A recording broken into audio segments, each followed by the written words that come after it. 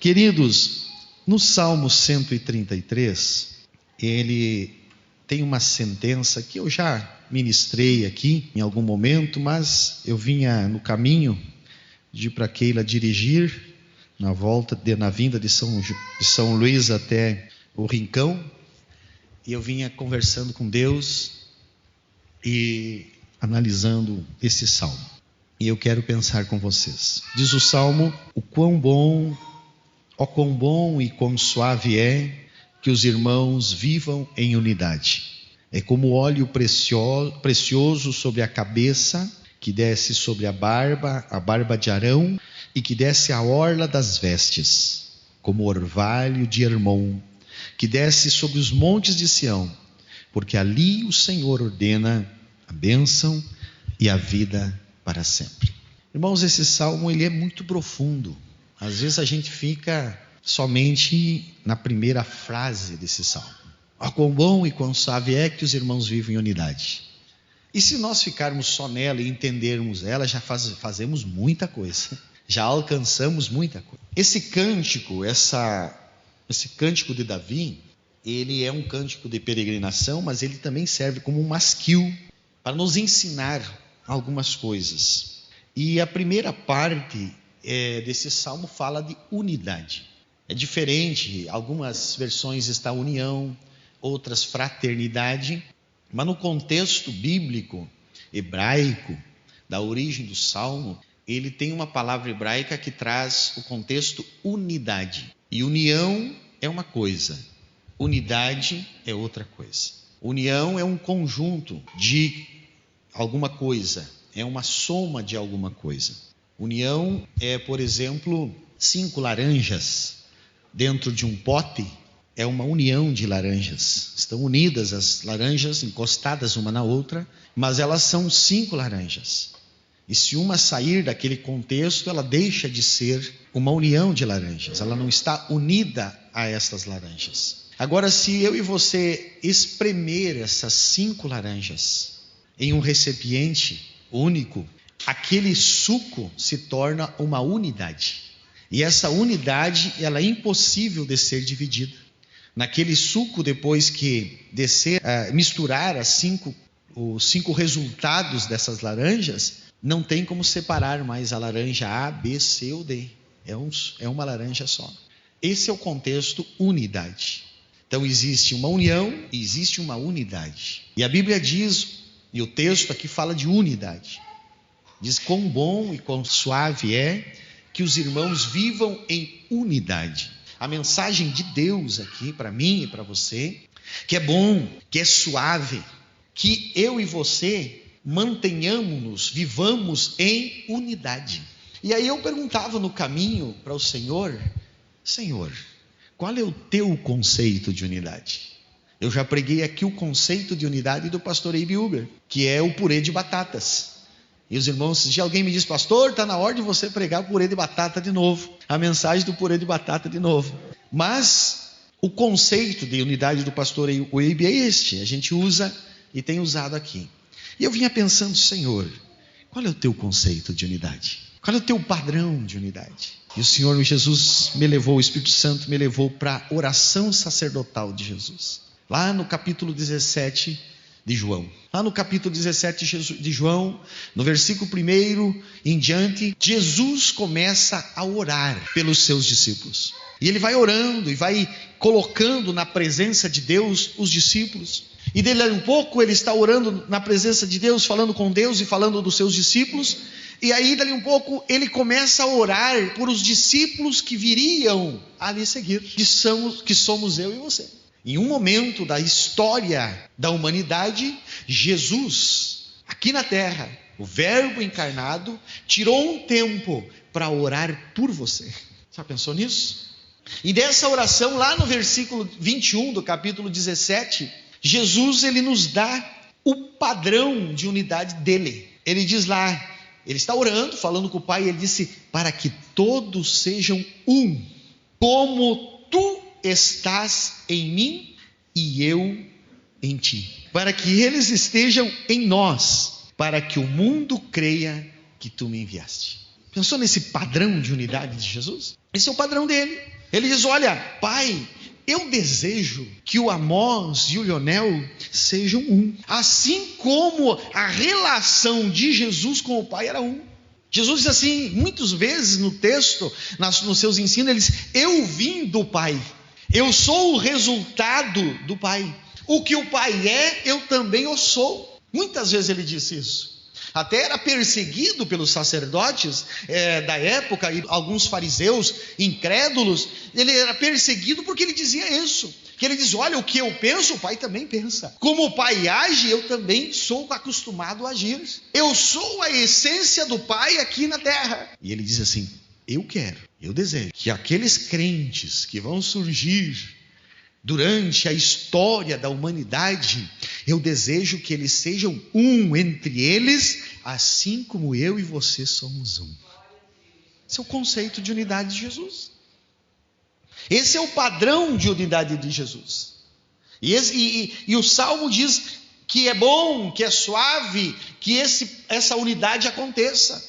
Agora Jesus não está dizendo muito mais do que isso. Ele está corroborando sim o Salmo 133, mas ele está dizendo assim: olha, o contexto mudou. O contexto do Salmo, o povo sendo instigado a fazer um esforço pessoal, instigado a exercitar-se como nação, a ser um, a ter um pensamento só, a seguir o chofar do rei, tocado pelo rei, a seguir as ordenanças da lei de Moisés. Ele era incentivado, o povo, a isso, para tentar ser um. Aí aparece Jesus e ele quebra os protocolos, porque ele diz assim: você não vai conseguir estar em unidade com o teu irmão se você se exercitar para seguir a lei. Você não vai conseguir estar em unidade com o teu irmão se você estiver atento aos ensinamentos do rei. Você não vai conseguir ter um padrão de unidade que Deus requer para o ser humano e que eu ensino. Jesus está dizendo isso, nos diz isso nas suas ensinanças, não pelo nosso esforço e pelo nosso desejo. Por quê? Porque às vezes eu posso congregar com 100, com 200, com 50, eu posso ter uma boa amizade com vocês, mas a Ana pode não ir com a minha cara, não gostar do meu estilo de vida, do meu jeito, e ficar difícil para ela viver em unidade comigo. Mas aleluia, o nosso Jesus morreu, mas o Pai ressuscitou, e aí Ele enviou o Espírito Santo Consolador, que mora dentro da Ana e que mora dentro do Amós, e ele convence a Ana que o Amós é falho, mas ele é maior no Amós do que as falhas do Amós. E a Ana diz assim: eu não gosto muito das atitudes dele, mas o Espírito Santo que está dentro dele também está dentro de mim e me faz o amá-lo e sermos um. Há um padrão de unidade do Pai, e esse padrão de unidade, esse conjunto de ações que às vezes a gente, quando vê, a gente não se toca. Como o Espírito Santo trabalha em nós. A pessoa me procurou num culto, depois de um culto, nós conversando, e ela fazia um tempo já que tinha aceitado Jesus, estava congregando, e ela disse: pastor, eu tinha sérios problemas de engolir a fulana de tal que sempre congregou nessa igreja. Eu tinha sérios problemas, eu não engolia aquela pessoa, e eu vim para o culto a convite de outra pessoa, e vim para a célula, para a casa de pão, naquela época era célula que nós chamava lá, nós vimos para aquele grupo, e dali um pouco eu comecei a vir nos cultos e congregar, e via a fulana de tal lá, e eu não engolia ela. Mas um dia Jesus trabalhou na minha vida, e eu recebi esse Jesus, esse Espírito Santo, e foi automático. Quando eu me toquei, eu estava amando essa pessoa, gostando dela, enxergando as suas falhas e dizendo: eu também tenho falhas. Meu irmão, unidade é o Espírito Santo de Deus que gera em nós. Aleluias. Não estou dizendo que o Espírito Santo esconde pecado. Não estou dizendo que o Espírito Santo ele mata as nossas emoções. Não, eu estou dizendo que o Espírito Santo nos coloca no nosso devido lugar dentro do corpo e diz assim: eu preciso estar unido com meu irmão, mesmo que haja diferença. Não é uma união, eu preciso estar misturado com ele. Eu preciso ter a mesma essência que ele tem. Nós precisamos ter sim essa essência que isso vai gerar em nós o mesmo sentimento. E qual é o resultado, meus irmãos, do padrão de unidade de Jesus? Diz o texto, olha só, para que todos sejam um, Pai, como tu estás em mim e eu em ti, e que eles também estejam em nós, para que o mundo creia que tu me enviastes. Está entendendo isso? Vem para cá comigo. Olha o que Jesus está dizendo. Jesus está dizendo assim, que quanto mais eu e o irmão Manuel estiver unido em uma unidade, cheio do Espírito Santo, as pessoas lá de fora vão enxergar Jesus em nós. É isso. Às vezes a gente existe, é normal e não precisa, não sou contra, mas às vezes a gente investe centenas de reais, milhares de reais para fazer uma campanha evangelística com carro de som, com caminhão de som, com pregador importado, com cantor importado e coisa parecida, e as pessoas ouvem o evangelho, mas não enxergam o evangelho em nós e não creem no Cristo ressuscitado. Mas às vezes nós não precisamos de nada desse aparato, de nada dessas coisas, mas enxergo a unidade da Sandra com a Aline, e eles veem, olha só a unidade, olha só o aroma dessa unidade, e começam a enxergar Jesus em vós, aleluia, e eles creem, opa, e Deus enviou esse Jesus para mudar a configuração do ser humano de separado, de briguento, de distanciado, de aguentar, de não querer conviver com A ou B por causa de diferença. O Espírito Santo trabalha e somos todos uma família, temos o mesmo Pai, aleluia, e temos o mesmo Espírito. Esse é o padrão de unidade. Não tem como nós evangelizarmos sem a unidade. Não há um evangelho sadio sem uma unidade. Não corroboramos pregação nenhuma sem unidade.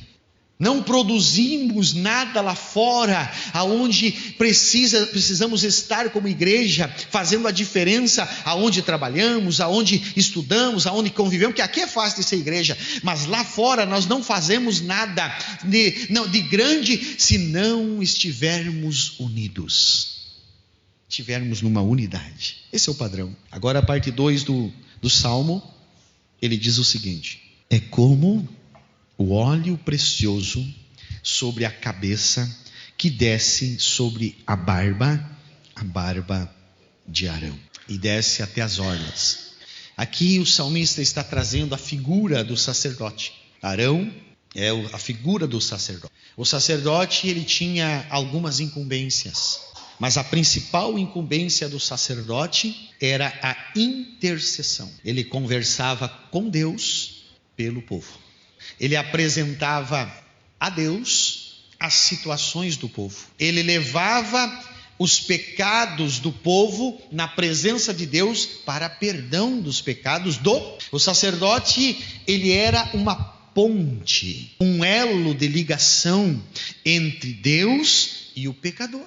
E o povo, embora ele fosse pecador também, embora ele precisasse estar se redimindo, sofrendo algumas ações pessoais para entrar no Santo dos Santos e interceder pelo povo.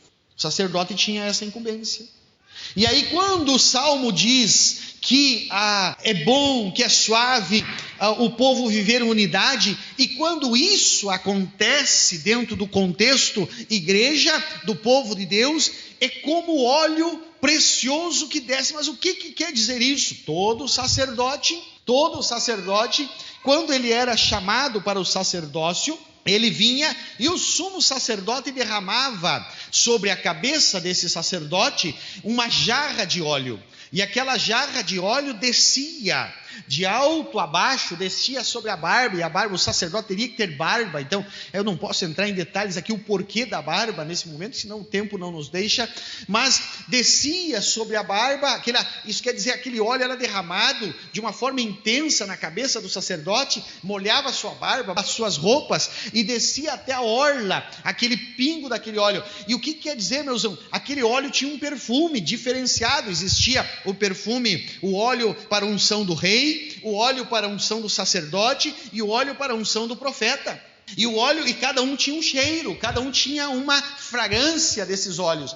E quando o povo estava na rua caminhando, ou estava trabalhando, e ele sentia aquele aroma, ele sabia, esse aroma, está chegando um sacerdote aí. É o aroma, por quê? Porque quando aquele óleo, meus irmãos, não era só uma vez que era derramado. Quando aquele perfume parava de exalir, de sair daquela vestimenta, daquela barba, daquele corpo, ele era banhado a óleo de novo. Para quê? Para que aonde o sacerdote estivesse, o perfume do sacerdote ensinasse, mostrasse às pessoas que ali estava um intercessor, que ali estava a referência.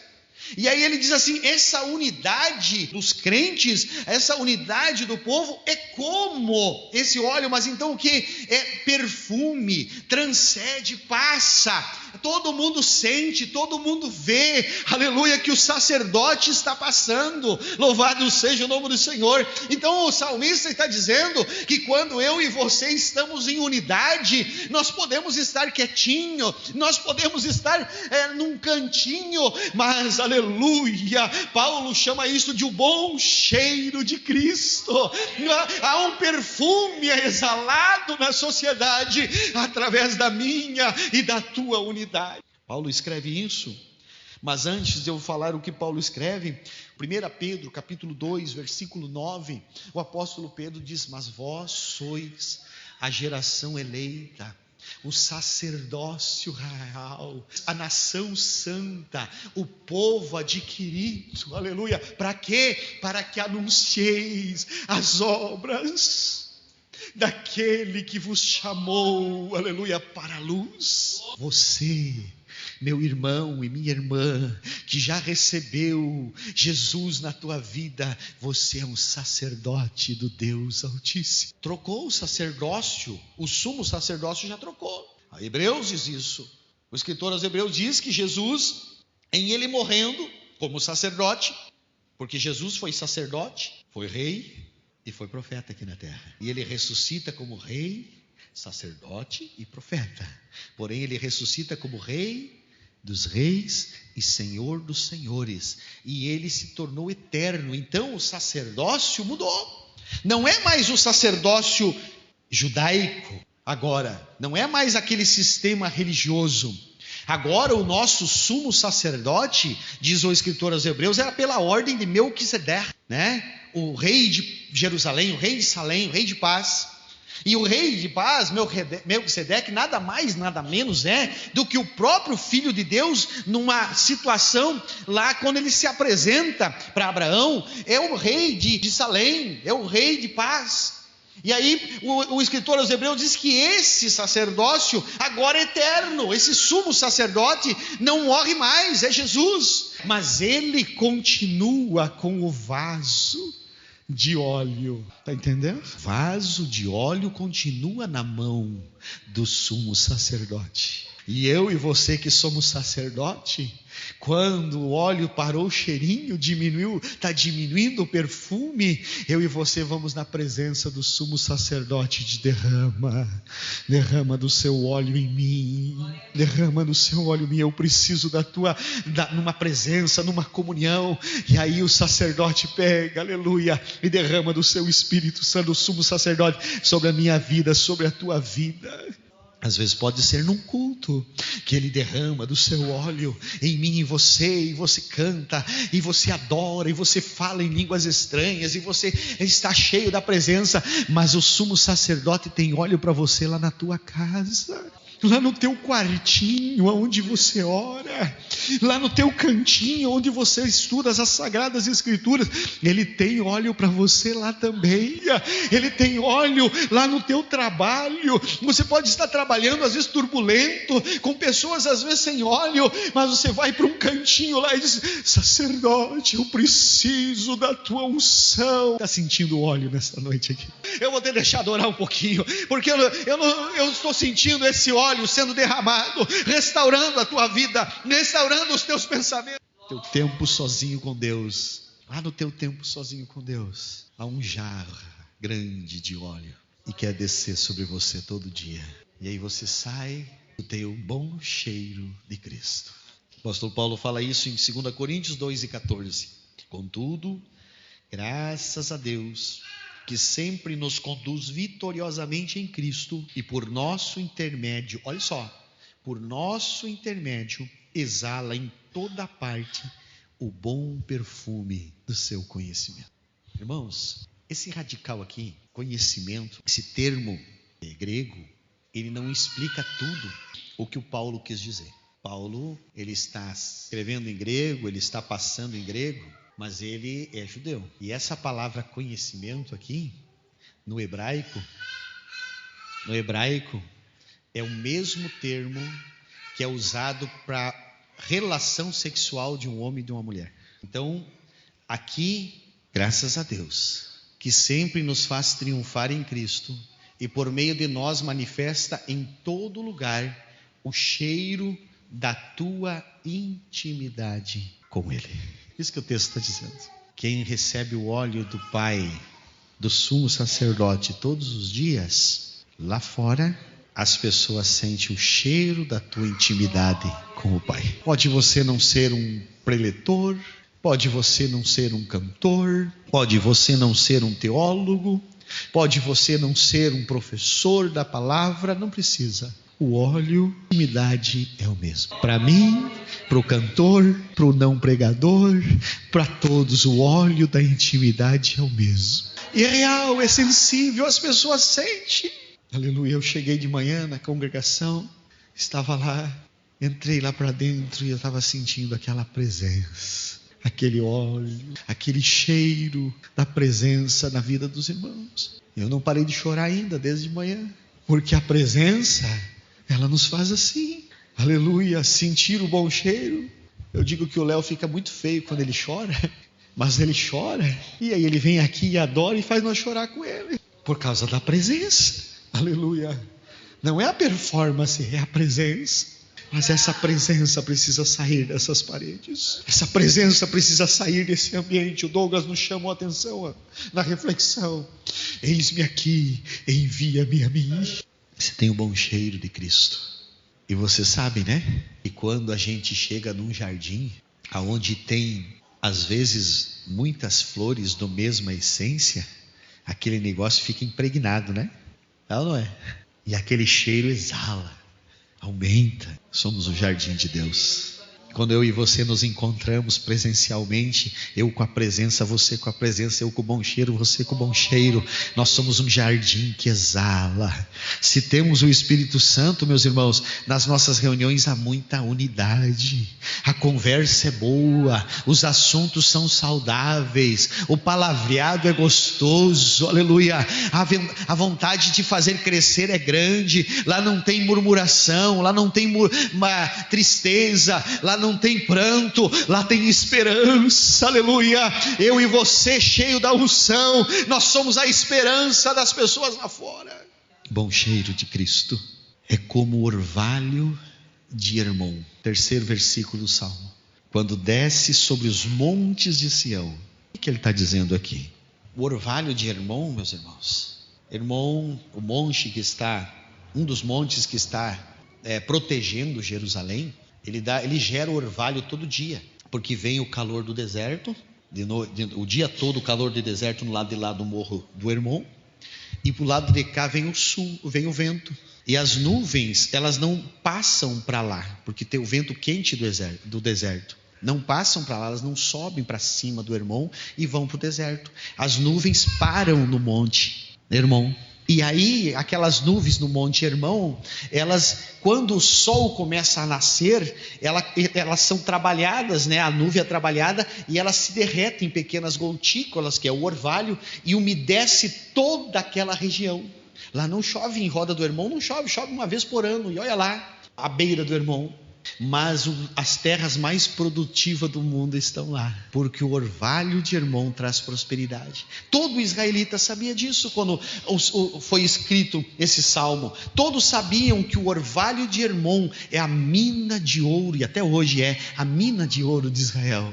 Então ele está dizendo assim, que quando os irmãos vivem em unidade, aleluia, também tem prosperidade. Não tem como nós, como igreja, se nós vivermos em unidade, meus irmãos, alguém ter necessidade. A igreja primitiva, em Atos capítulo 4, versículo 31, se não me engano, ele diz que ninguém tinha falta de nada. Ninguém tinha falta de nada na igreja primitiva, e naqueles dias já tinha 50 mil crentes. E ninguém tinha falta de nada, porque tudo o que eles tinham estava em comum, porque existia uma unidade. Quanto mais eu e você estiver cheio da presença, quanto mais eu e você viver em unidade, mais nós entre nós seremos prósperos, porque quando alguém precisa, nós estamos lá para ajudar. Quando alguém não tem condições, nós estamos lá para levantar, tanto financeiramente, emocionalmente, espiritualmente, porque nós somos uma família